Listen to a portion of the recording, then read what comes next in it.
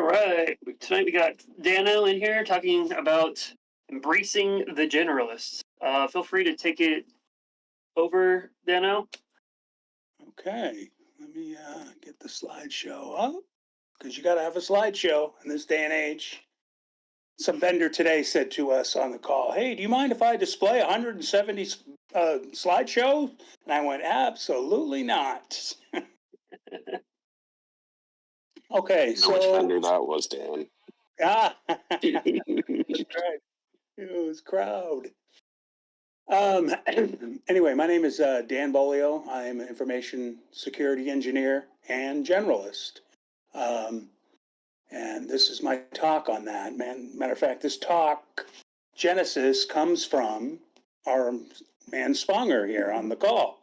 We got together when I first started hanging out in all the different the different infosec places, and we just talked for a while. And I was like, I didn't know what to do. You know, I got a lot of years in IT, but I didn't, with the feeling like you don't belong, imposter syndrome. I was like, I don't think I have anything worth saying.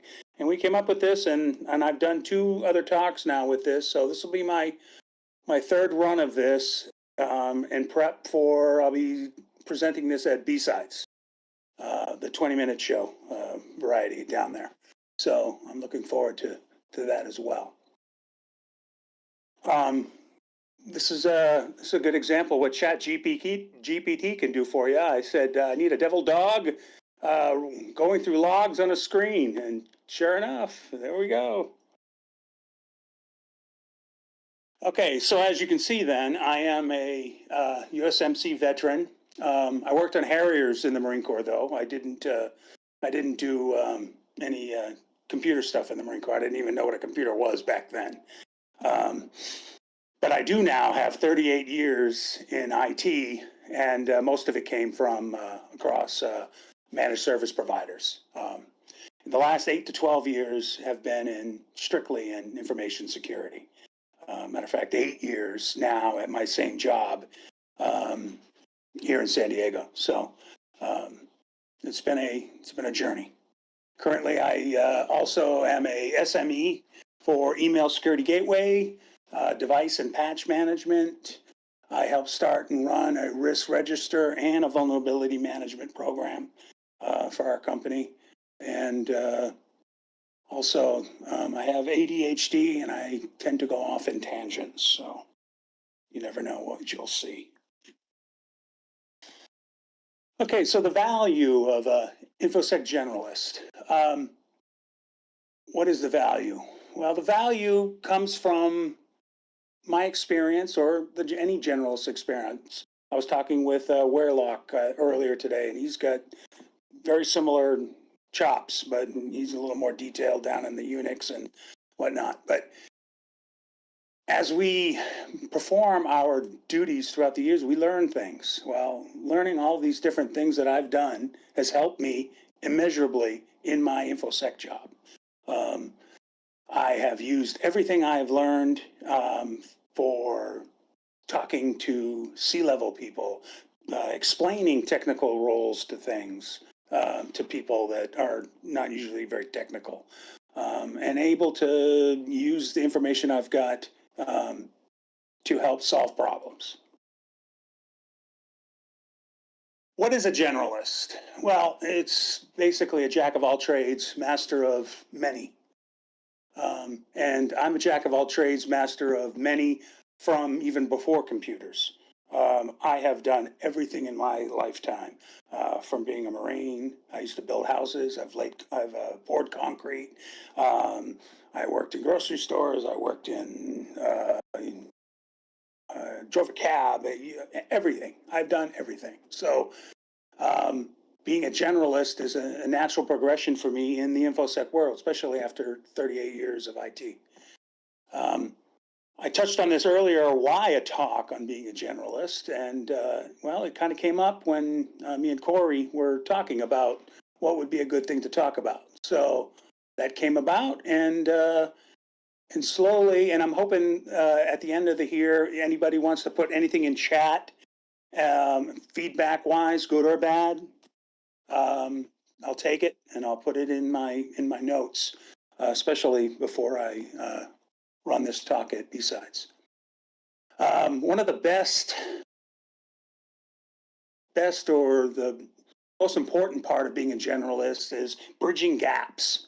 And you can bridge gaps from technical to uh, to management, but you can also bridge gaps between um, from computer departments. Like typically, InfoSec is hailed as the angry people that tell you no, and they stop everything. Well, sometimes because you're doing something wrong, chances are. But it's a good way to bridge those gaps and not talk about being a blocker, but being a supporter and helping get the jobs done. Um, Specialists, I have a bunch of specialists in my company, and they're great because I can take the general portion of something that I need and I can go to them and hit them up, and they have this deep expertise in log management or correlation or on a certain product, and it's much easier for me to get their information from them than it is for me to go and try and learn it all or have to go read manuals because I'm just not going to read any manuals. But anyway, um, so organizations can benefit that from having both on staff, having a generalist. Um, Generalists could be triagers, or they can be um, management. They can be lead roles and getting the right people together and possibly logging all of the what's going on in an incident, if it's an incident or if it's a deployment. Um, and is it the ideal balance? I think so. I think it's essential, and it really does help. I've seen some companies where their information security is broken up into like 5 different silos, and it's incident response in one silo, and then log correlation in another, and then getting log detection engineering in another one.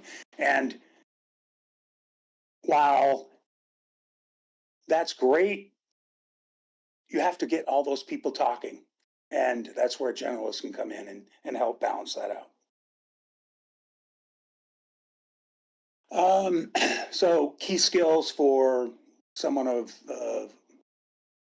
my ilk is communication and collaboration. Um, Sometimes I don't always have the best communication skills or the best collaboration skills, but everybody works on that. And the older you get, the better off you are at it. Um, Breaking down silos between teams and departments is absolutely essential for getting your company InfoSec team not hated. And when I first started the InfoSec team, I basically was one of the first to start the InfoSec department we have at our company. Infrastructure, they were all like, they didn't listen to us at all, and we didn't listen to them, and it was like, 2 sets of cowboys butting heads. And as the years went on and we got different managers in different places, we kind of realized, no, silos are not good. They don't help your job. So we try to break those down. Technical competency, of course, is a must in all areas of whatever you're doing. I even work on the GRC side and do BVMS and vendor work, looking at vendors to make sure that they have all the different things that we need. So all of those combined together make up for a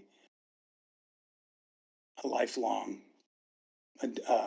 team for InfoSec that works well with everybody. I do have, as far as breaking down the silos, we started what we called a fire department in our company, and we got infrastructure on the call and InfoSec on the call, and we started doing a JIRA project, and we made a Kanban board, and we would just bring these issues, like we would find onesies and twosies of computers that were just so vulnerable that it was a detriment to the company. So we would bring these things up, put them into the Kanban board, and then get someone on the infrastructure side to take control of it. And slowly over the years that we've been doing the fire department now, maybe 2 years. We have, I think, the last time I checked, we closed something like 300 different tickets. And we don't take on anything in there that's really a project. They're all have to be able to be solved within a week or two at the most. And working with infrastructure and our team, we find out that, hey, we're all really alike, and it's not, we're not here to try and stop everybody. So I think doing that, and we also did a risk register where everybody comes on the call, and we talk about risks that are found in the company, and that helps also talking about those risks and how to manage them. So, you know.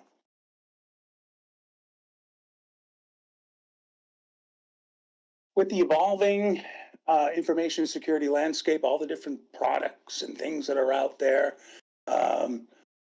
there is no shortage of stuff that you can learn or stuff that you need to keep up with. Not to mention where we have some data science and other compliance departments and audit and the internal audit team, and working with them in a cohesive manner really does help solve all of those compliance issues and gets us in a better balanced position for what we do. So that's why generalists are really well suited to that type of a task. We can adapt and figure out the unknowns. Typically, I think where my next role probably should be is in leadership, either a manager of a team or a incident response or a department or something along those lines. Naturally, because I've had all the information, all the stuff that I've done, I can sit in any type of a technical meeting, and I'm not going to not know what's going on, nor will anybody be able to snow me for the most part in whatever needs to be done. Also, along with leadership, I think architectural. So architects, for security architects, is another great fit for a generalist as you go up the ladder and move along.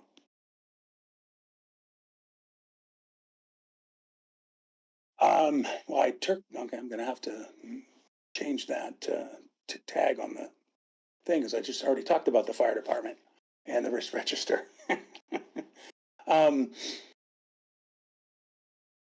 So I'm going to modify those screens and make a note to myself and move on. And with a generalist, forever learning, I found InfoSec about 10 years ago. And since finding it, it really changed my trajectory. I was doing break fix IT work, just regular standard IT work. And I'd been doing that for, like 30 years. And I was really at the end of it. And somehow I stumbled upon the job where I'm at. And they said, no, you're going to be information security, and this is what we're going to do. And I found, when I found the InfoSec community, I found that oh my God, I need to learn. There's not enough time in the day. I need to keep learning and learning. So I found I spend at least 10 hours a week learning stuff. And it's nonstop. I mean, I bet it's even more than that because I'm doing work. I'm learning or I'm listening to podcasts or whatnot. I do go to all of the different little short conferences, one dayers or a couple hour ones, and the meetups in all of San Angeles area. Um, there are a lot between LA and San Diego, and it is really a dynamic uh, community to go and meet different people. I recently found the UVM up in Irvine, um, and love going up there and learning everything we can with people up there. It's really good. Typically, I also go to a week-long conference somewhere in the U.S. Last year, I went to Wild West Hacking Fest in Deadwood. I've gone to 3 different SANS conferences for a week.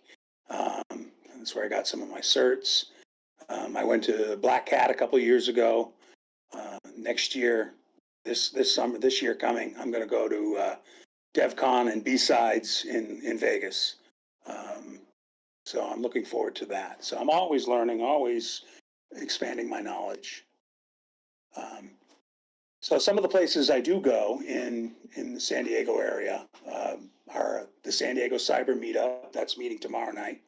I go to the DEF CON 858 in Rancho Bernardo, the Irvine Underground up in Irvine.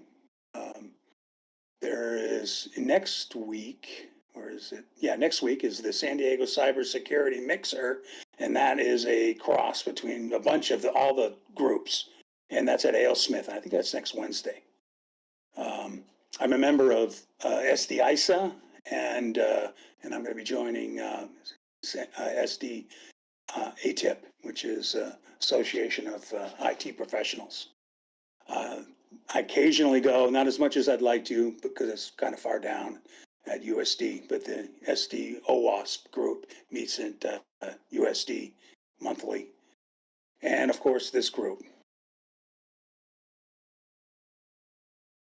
Places I have gone, like I've said, I've gone to SANS conferences in San Diego and Las Vegas. I've been to B-Sides last year. I'm going again this year. Wild West Hacking Fest and Black Hat. And then this year I'm going to go to, like I said, Vegas. So another big thing on if you have certs, you need renewals, you need CPEs. Well, where do you get these CPEs? Well, you can get one for attending this talk here, I believe. Not to mention it, almost every other talk that goes an hour-ish is you can gain a CPE. For my SANS ones, I need like 54 CPEs, and that renews my certs for 3 years. And I have to just stack them up and put them in, and then pay the money for the certs. I keep track of them and save in a folder any of the certs, or if it's an online attendance, then I can use those to drop those into the certs that you need to have continuing. Some of the information or the things that I listen to the ISC Stormcast, Darknet Diaries.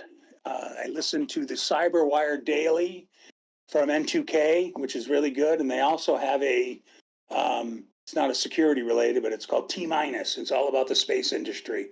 And I've always loved the space industry, and it's a good podcast.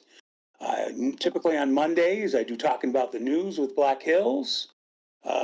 Anti-siphon training is another good place where you can get some quality training at a much more reasonable price than like SANS. Use Meta CTF and the KringleCon. I introduced my team to KringleCon recently, and we would set aside a couple hours here and there and do some of the challenges. It was good for them, especially the young kids in my group. Simply Cyber with Gerald Auger. He has a lot of great content. You can find a lot of these InfoSec events and whatnot through Waywells has a thing, wadingthroughsecurity.com. And if you click on the SD cyber community, it'll give you a list of all the different things that I've talked about in here and probably more. There's also Martin built a thing called InfoSec Map, and he's got an online database of events worldwide. It is really comprehensive and it's really well done. I just talked with him the other day, and he showed me some of the nuances of his InfoSec Map, and it's phenomenal. It's really good. Okay, and that's really all I've got for that thing. And that's right at 20 minutes. Boy, that's going to be perfect at these sides. Any questions? Yeah, actually, well, first and foremost, thanks for joining. Thank you for your service. I know a lot of us here are vets. I think almost half the community is vets, or active duty or associated somehow. So really cool. Appreciate you doing this. But yeah, actually, as you were talking, I took down a couple notes, and I feel like I'm always constantly learning as well. Like I I feel like I know something, and then I hit that curve where it's like I don't know anything. I need to spend like 30 to 40 more hours a day studying, learning something. What is your more comprehensive strategies that you think is the most successful way, or how are you currently staying as relevant as you can be? Because we all don't have 100 hours a day. So the best way that I manage my time? Manage your time as far as referencing learning material. Yeah.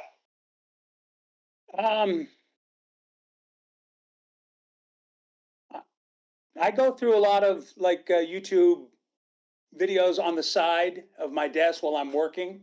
And when I have to go deeper, I hit the pause.